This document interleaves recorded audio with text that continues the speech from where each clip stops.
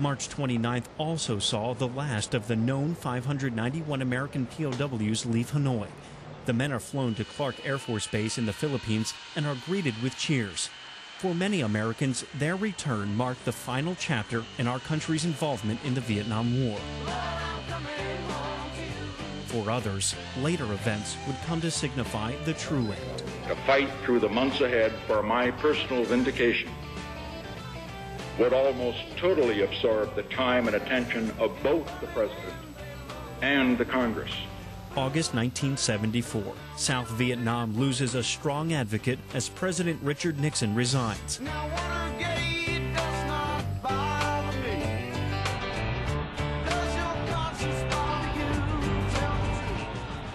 Over the next 7 months, North Vietnamese forces make stunning gains in the south. Without American military aid, the Saigon government is unable to fend off attacks from the north. Then, news of North Vietnamese forces at Saigon city gates triggers a U.S. military evacuation of American citizens and members of the press in the city. But word of the effort leaks, and rescue teams find themselves swarmed by thousands of desperate Vietnamese seeking escape. During the operation's 24 chaotic hours, nearly 1,400 U.S. citizens and 5,600 Vietnamese and third country nationals are lifted to U.S. Navy ships offshore. Only a few hours later, North Vietnamese tanks roll into Saigon. After so many years and so many deaths, on April 30th, 1975, the fight for a free Vietnam is truly lost. And 10 years later, on the anniversary, when the media spent an entire month focusing on the fall of Saigon, that drove me into counseling. For Jim Horn and countless other veterans of the Vietnam War, there were many more battles after their return home. Some were shunned by their fellow Americans. Others struggled to restart their lives with damaged bodies and minds. Nearly all had to find a way to cope with memories of war and friends lost in battle.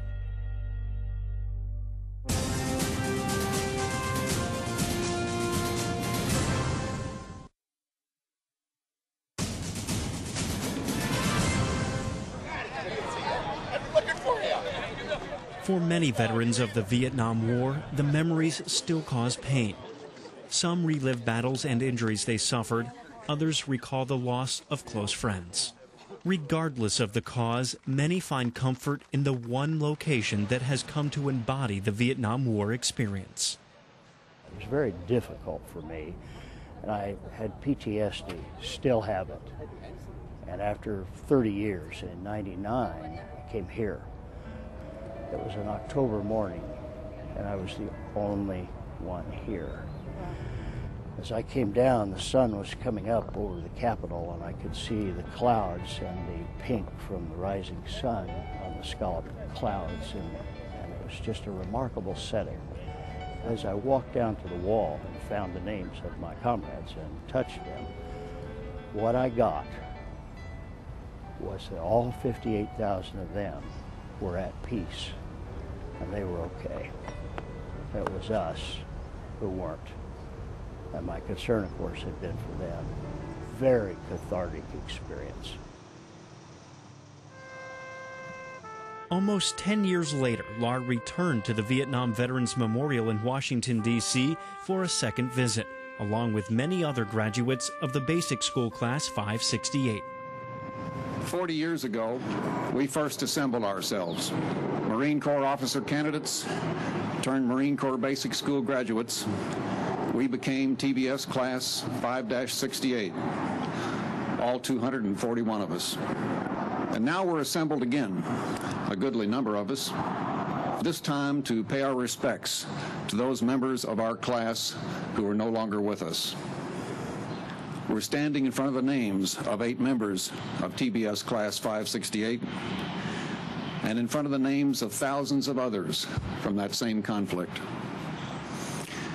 We've come to honor our fallen classmates. They were and they are Marine officers, every one. No matter how many people are here, there's just a presence And it's just an awesome thing. And having the widows, having the children of the deceased here with us just made it even more special, because we were honoring them as well as their husbands that had died. 58,000 names are inscribed on the wall behind us. Some of those, the names of your classmates. In the poem titled "The Wall," written by Tim Murphy, he describes it this way, which I think brings it to light to those of you who knew these men. It goes like this: and every name's a father or a husband or a son, or a daughter or a brother or a cousin to someone, or a name might be a classmate or a friend you may recall. There's nearly 60,000 fallen names still wailing at the wall. They had the world before them, and here they were, Marines, ready and willing to fight for freedom and for one another. Every one of them, a patriot, a hero, a Marine. And so are you. So are you.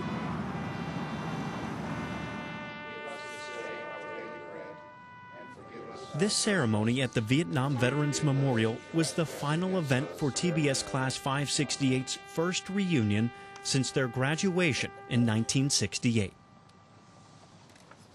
The reunion was a chance to renew old friendships.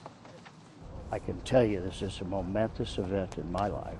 I've never experienced anything like these last 4 days. It's a brotherhood that surpasses any and everything that I've ever experienced in my life. It means a lot.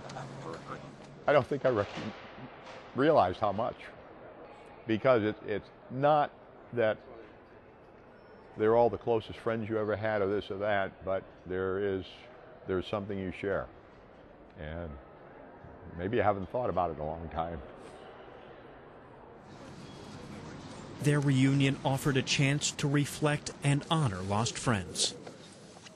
Being able to see those names and etch those names, touch those names, means a lot of different things to different people, but I think it's phenomenal. It's what we need. And gave these Vietnam veterans a chance to let all the fallen know. Somebody still cares. That, they're not forgotten. The Vietnam War came at a time when Americans were already dealing with so much internal conflict and change. And it was a long, bloody fight with an end that left veterans of the war and families of those who fell without a victory to help ease their pain and loss. Bob McSweeney's words from a few moments ago sum up the message both groups wish for: that we remember those who fought, those who fell, and show that somebody does still care. I'm Sergeant Brian Buckwalter. This has been Recon.